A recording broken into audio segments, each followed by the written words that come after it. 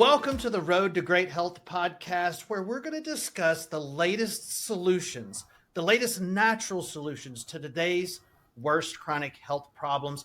I'm Dr. Kevin Lenderman from Dr. Kevin's Wellness Clinic here in South Louisiana, and I'm fortunate to be joined by my mentor and one of the smartest doctors I know, Dr. Rob DeMartino.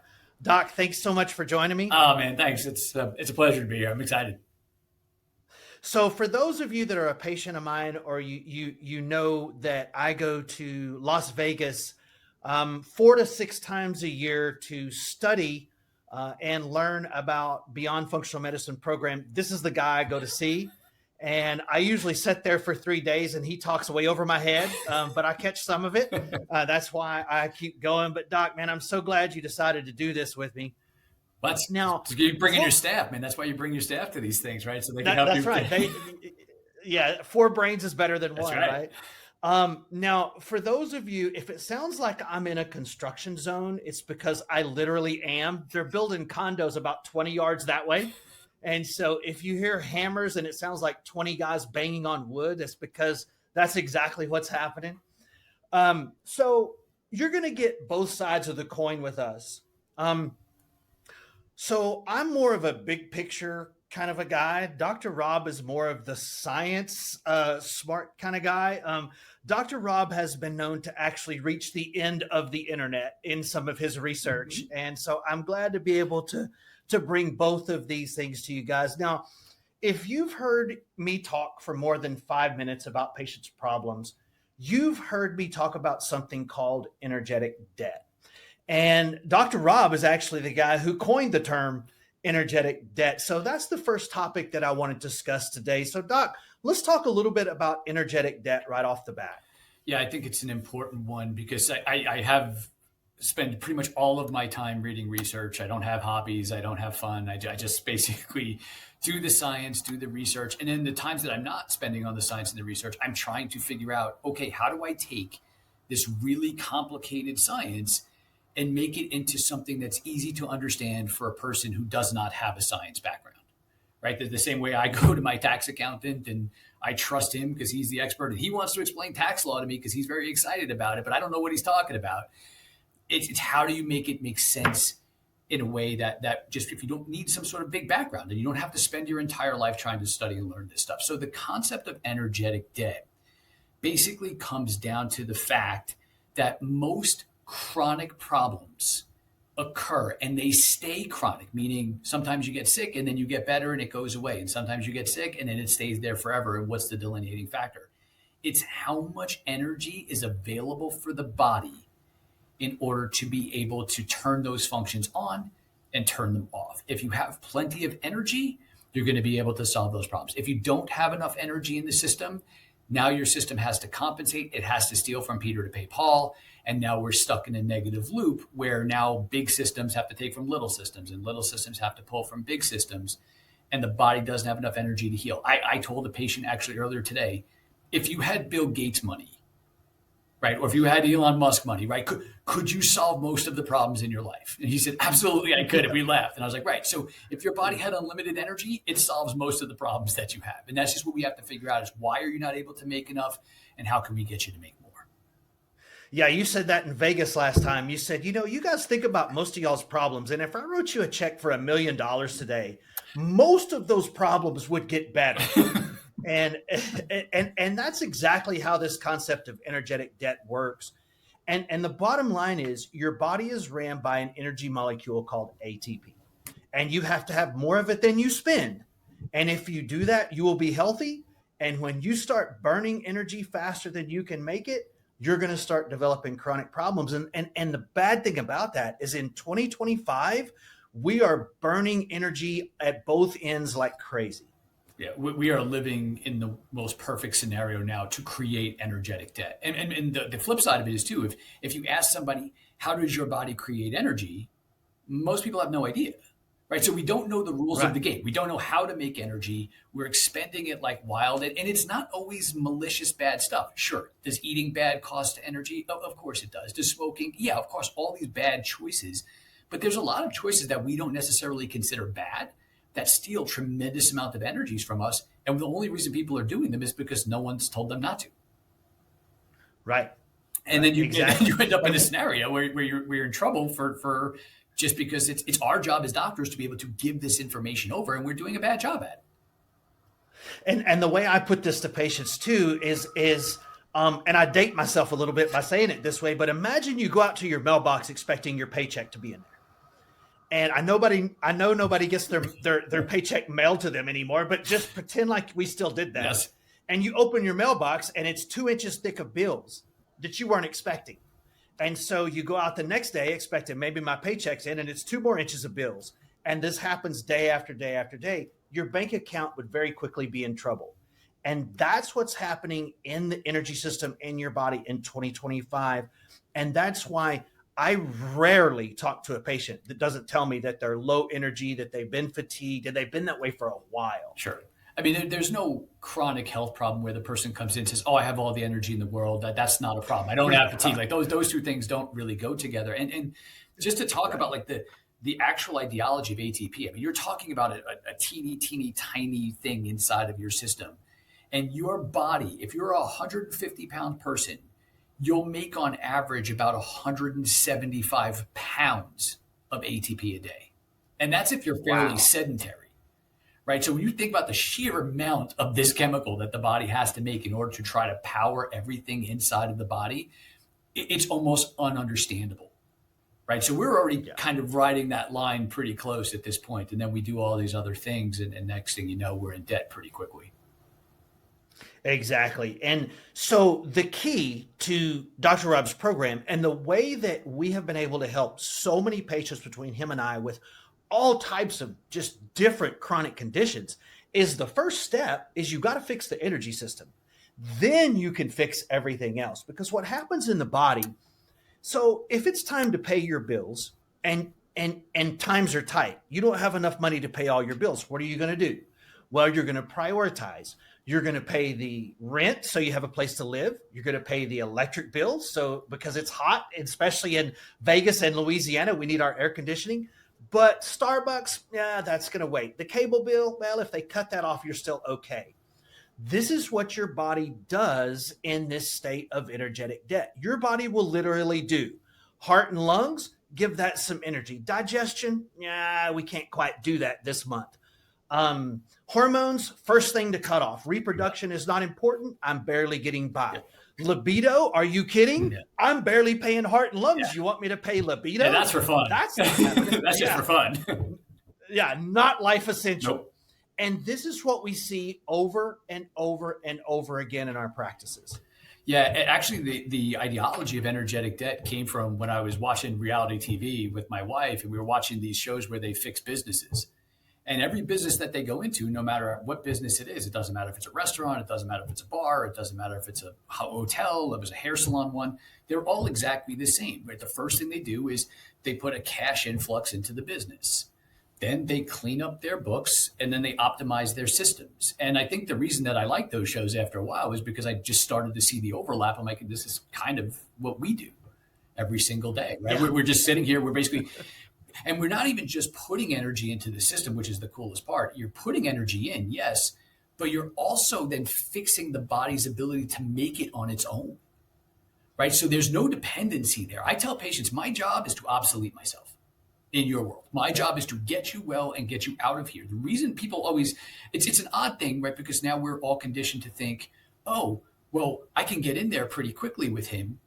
He must not be great, right? If you go into an empty restaurant, the first thought is the food's not very good, right? So you come into a doctor's office and all of a sudden it's not like a 6-month waiting list and like, okay, we'll get you in within a couple of weeks. We'll get you in, kind of soon enough. And we're making it work because obviously usually the people who call us have pretty significant problems. But the reason that you constantly have to wait 3 months, 4 months, 5 months, 6 months to get to doctors is because guess what? Nobody graduates. Nobody's better. The roster doesn't get smaller. They just get more and more patients under care, and they're just getting overwhelmed. I'm like, I can take 8 more people this month because I graduated 8 people, right? Because I expected them, in the timeline, okay, we're going to get better, or we can see them less, or whatever that may look like, and then we can bring them in. Right. So, but that mentality, I think really what has to happen is people have to understand that the system isn't broken. The medical system is not broken. It's working exactly as they intended to, which is to keep you in it. Yeah. Right. Right. You know, if you say, name a chronic disease they've cured in the last 50 years ago. Yeah, you got it. I wish I had a cricket sound effect, Right, right? yeah, Like yeah. I need to play the crickets. Yeah. It's a zero. There's no such thing. Right. And It's a zero. believe me, as I sit here, I tell you guys, I've said this many times, you've heard me say it a gajillion times, the only thing I care about is results, right? So if tomorrow the pharmaceutical company created a pill that cured a disease that didn't have any sorts of side effects that killed you later on, or caused your arms to fall off, or whatever horrible side effects that they have, if they created any of that stuff, I would be the first one on board. But the reality is that that's illogical science. That's not going to be the way that this works. Right. Exactly. And what we're getting at here is mitochondrial dysfunction. And it's funny. I had one of my radio shows. I was talking about mitochondrial dysfunction one time, and after I was done, I got back to my office. I had a medical doctor call me, just furious at me talking about that, saying, these mitochondrial diseases are genetic and they're rare and they almost never happen, and you have no right to be talking about them. I'm talking about mitochondrial dysfunction. Mm-hmm. And so now, if that were Dr. Rob, he probably could have cited 17 studies and the authors and when they came out to kind of prove his point. But so I just asked the guy, I said, so the mitochondria make energy, right? Yes. So would you agree that almost every patient has energy problems? Yes. So explain that to me. And again, it was crickets. Yeah. And so what we're talking about here is your energy system of your body physically is not working right. So this is not some kind of out in left field kind of gypsy hippie kind of weird kind of, woo-woo thing. This is your energy system is broken, and that's what leads to chronic disease, because patients always think, I have these diagnoses and that's causing me to be low energy. It's the reverse. The energy problem is leading to your diagnoses, not the other way around. Yeah, that's 100%. That's actually really well said. I might steal that, but that's actually exactly what that is. Yeah, that's the way it works. And again, don't get me wrong. There are hardwired genetic disorders of both DNA and mitochondria, and those do exist. He's not wrong in that aspect of it, but the other side of it definitely exists. And I think this is such an important distinction, because I'll never forget years ago, I have little kids, you do too. And my son was around 8 or 9 at the time, and he was sitting in the back of the car with me. And he said, Dad, can I ask you a question? I said, sure. He says, how do you fix some of these problems? How do you help some of these problems that nobody else can fix? He's like, what makes you so unique? And I was like, well, that's a pretty good question for a 9-year-old. And I'm sure if he has it, other people have it as well. So I thought for a second, and I was thinking about it. I was like, okay, think of it this way. In the medical world, they believe, they are taught, we are all taught, that all diseases come from a certain part of your cell. So your cell has lots of different parts. For our purposes, we're going to talk about 2. There's the nucleus of your cell that has your DNA in it. That's the DNA that you get from your mom, and that's the DNA that you get from your dad, right? That's the part that medical doctors are taught, and all the research tells them this is where the disease is coming from. The other side of this, which is the newer side of things, right? We're talking within the last 40 years, but really within the last 20 years, we discovered that there's mitochondria in your cells, and we've known that they were in there, but now the mitochondria have their own set of DNA. Now, they didn't even know that until about 25 years ago, that the mitochondria has its own set of DNA.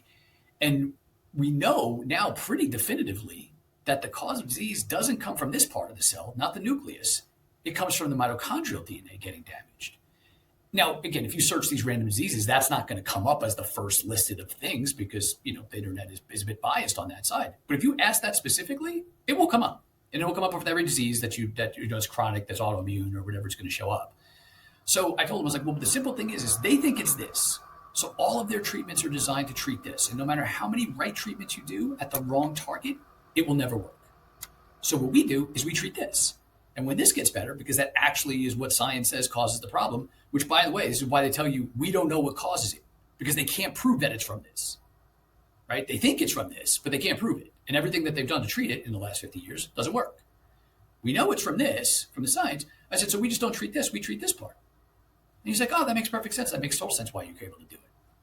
I was like, well, I should probably make a video about that and put it on my website, because that's a question as well. And so it goes to the point of you talking to that doctor. It's where that disconnect comes from. Exactly.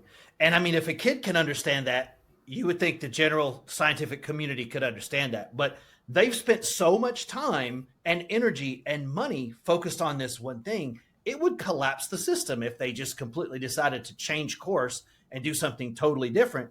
It would, I mean, there's just too much at stake for them to change course now and do something totally different like what we do. Now, Doc, talk a little bit about the mitochondria coming from actually bacteria and how all of that came about, and that then, of course, what antibiotics do to the mitochondria. So at some point, and there's different theories about this, but what we know for sure is at some point, the level of oxygen on Earth went from very, very low to very, very high. And if you know anything about bacteria, bacteria does not like oxygen. It does not survive in an oxygen-rich environment. That's like when you were kids, and or maybe your kids now, you do the science project where you swab your phone or you swab the toilet and then you put it on a petri dish and then you put it away.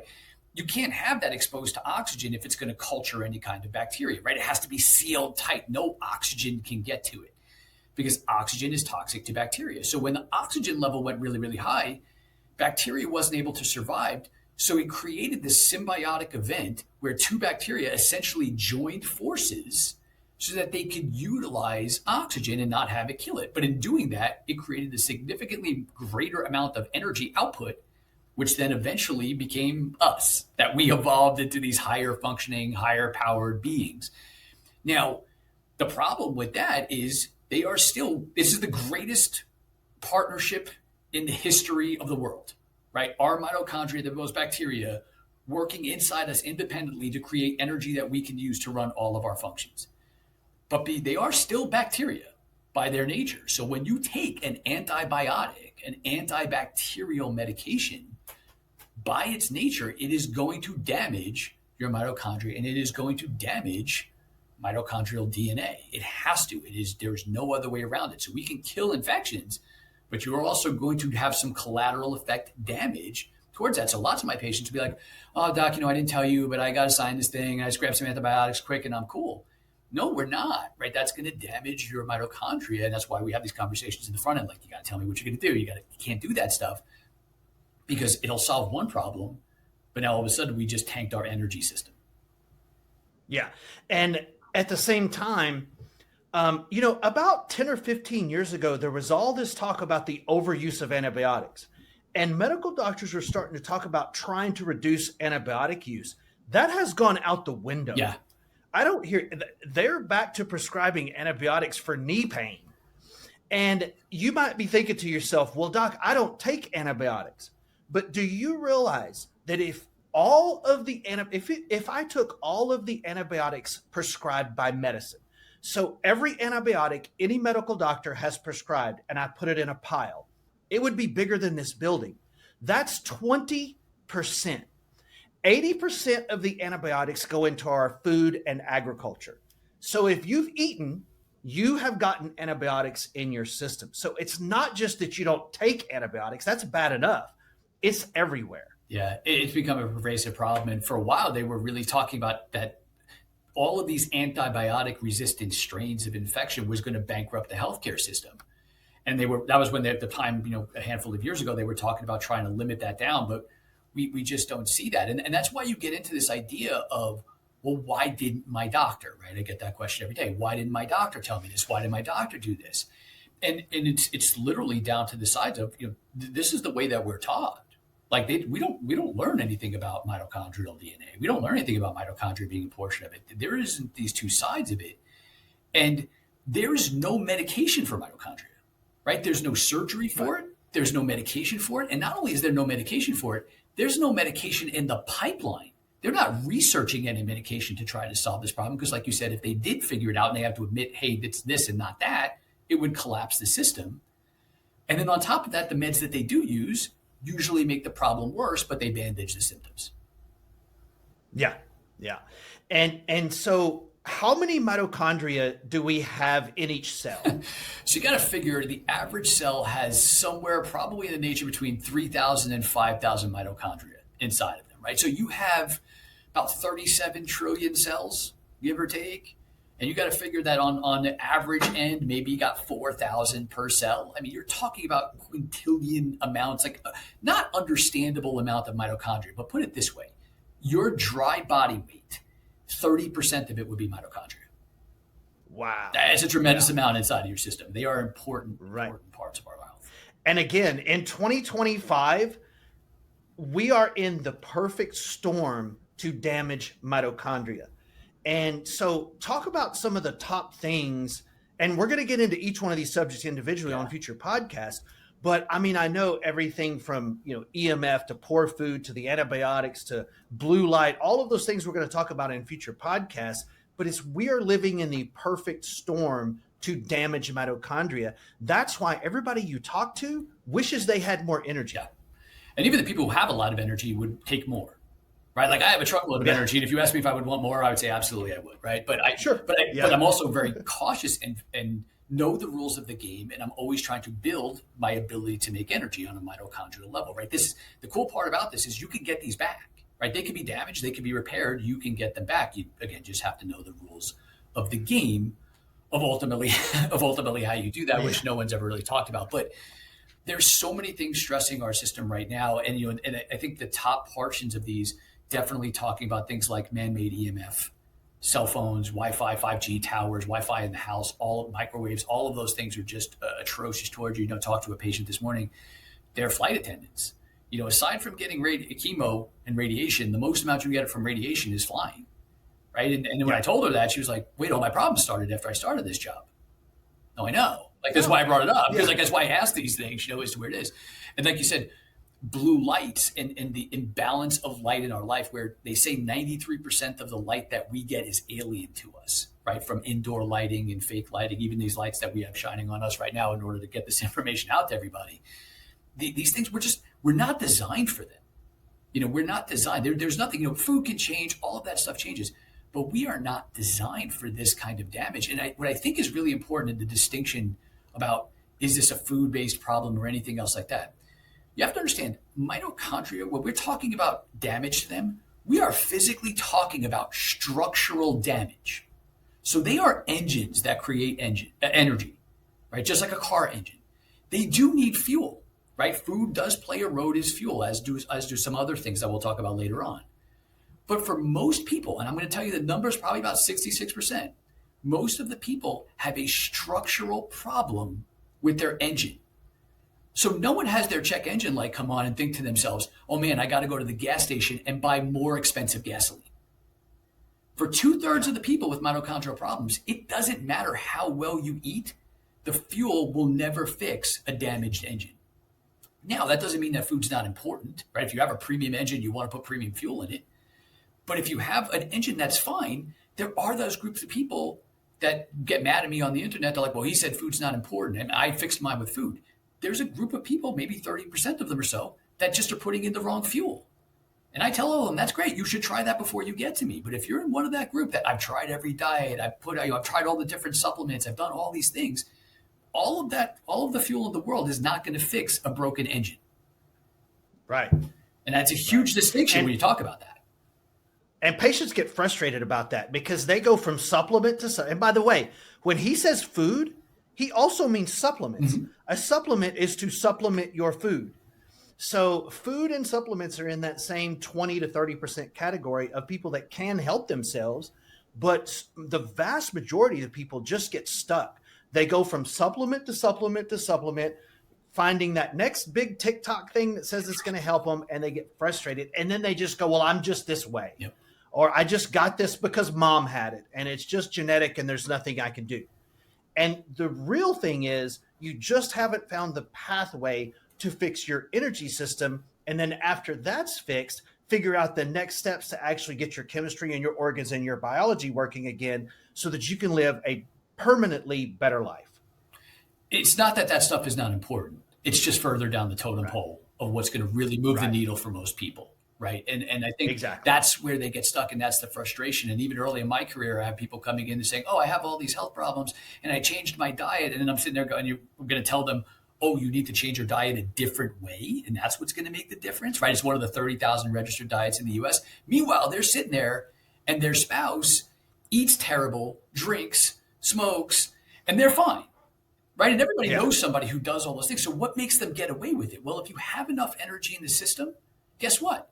If you want to go in Vegas and you want to gamble and you got Elon Musk money and you want to bet $1 billion on one hand of cards, if you lose it, you still got like $270 billion left, right? Doesn't put you into debt. I don't know the spouse, but I can tell you they're making enough energy that they can pay for a bad decision.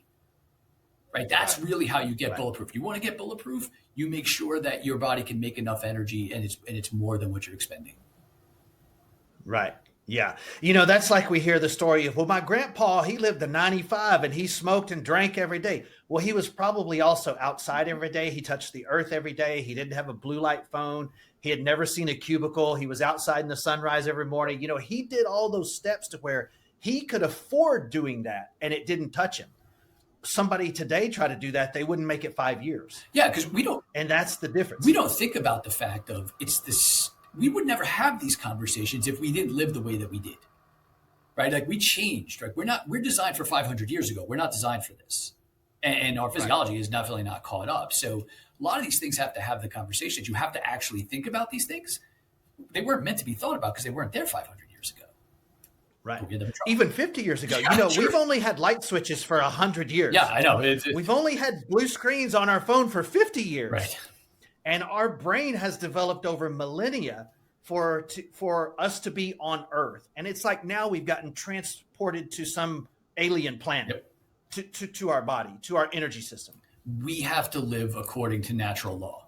Natural law doesn't bend to us. We bend to it. And I know that makes everyone mad at me. I don't make the rules. I just follow them. I tell you what it is and I follow them because she's unforgiving, right? Nature is unforgiving. If you bend those rules for too long, she will bite back and she'll bite back hard. Exactly. Well, guys, we're going to get into so many of these concepts in very, very deep discussions here on the podcast.